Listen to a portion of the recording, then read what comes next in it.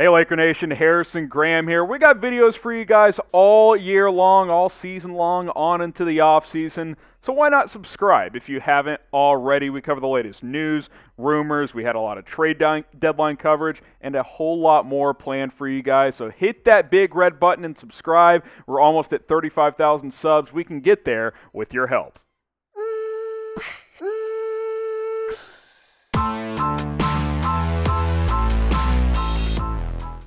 Welcome into the Lakers Report. I am your host, Harrison Graham, here with the latest news and rumors surrounding the purple and gold. And there's been an interesting one that we're going to revisit. We covered this a little bit ago, but let's hit it again. Is LeBron James Cruton Steph Curry? Is it Cruton season in LA?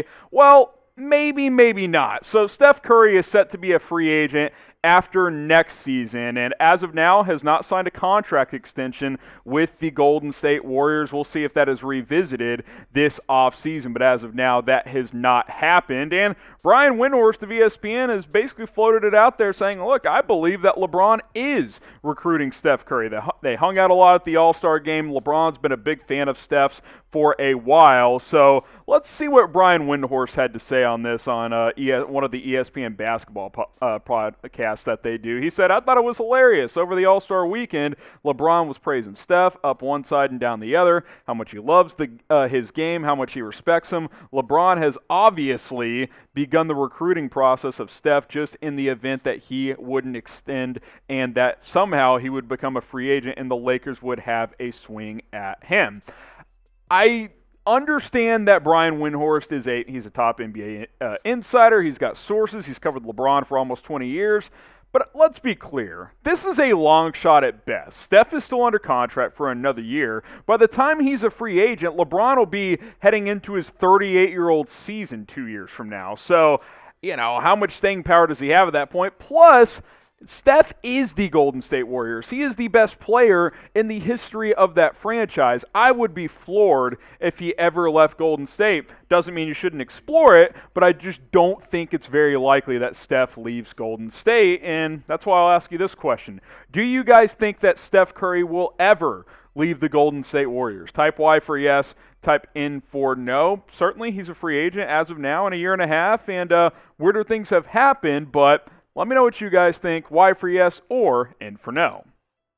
Now, as we explore this, look, it's fun to think about, right? LeBron and Steph on the same team. That's a pretty dynamic duo there, then obviously a trio when you factor in Anthony Davis. And there's still somewhat of an argument to be made that maybe these are the two best players in the NBA. They're at least two of the top five, and with AD being in the top 10 as well, you would have three of the top 10 players at that point in time. But as much as it would be awesome and amazing and fun to think about, it's just the ultimate long shot. Again, why would Steph leave Golden State to go play with LeBron when he's 38 years old? Steph will be 34, 35 at that point.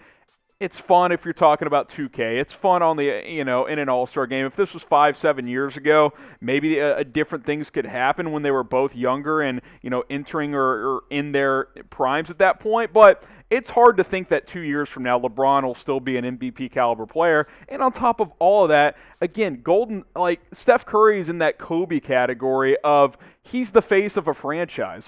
He probably will only play with one franchise for his entire career. I don't think he ever leaves Golden State, but hey, if it's a year from now and Steph still hadn't signed an extension, we could certainly revisit this at that point.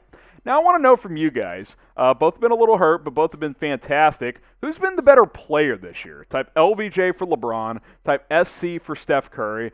I'm going to lean LeBron. I think he's been more impactful, especially you see the Lakers when they have him versus when they don't, but you can make that same argument for Steph. Type LBJ for LeBron, type SC for Steph Curry. Let me know who's been better this year.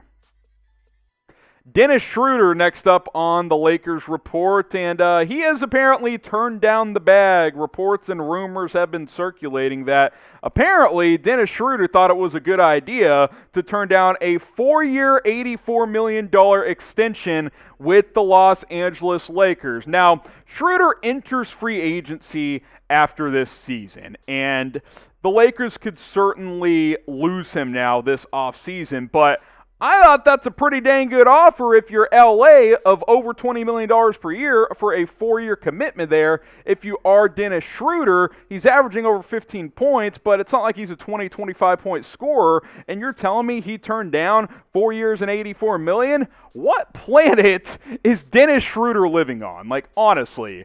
I want to know from you guys, like, what in the world is Dennis Schroeder thinking? Dennis, this is not Mercury. This is not Venus. This is Earth. Take the bag. Like, I don't know what you're doing if you're Dennis Schroeder. Get your predictions in. Will Schroeder re-sign with LA? Type 1 for yes, type 2 for no. I mean, I don't see him getting a better offer from the Lakers this offseason. $21 million per year? I just don't think that's very likely, but hey, let me know if he returns next season. Get subscribed to the Los Angeles Lakers Report. Just want to remind you guys, closing in on 35,000 subscribers. YouTube.com/Lakers TV. That is the place to go. But hey, you're watching the channel already. Just hit that red button right below this video. Subscribe. That way you never miss a video here on the Lakers Report. More Lakers news and rumors here on the Lakers Report. Andre Drummond, is he going to be with the Lakers beyond 2021? Well, let's explore that a little bit. Obviously, LA signed Drummond after he was bought out by the Cleveland Cavaliers.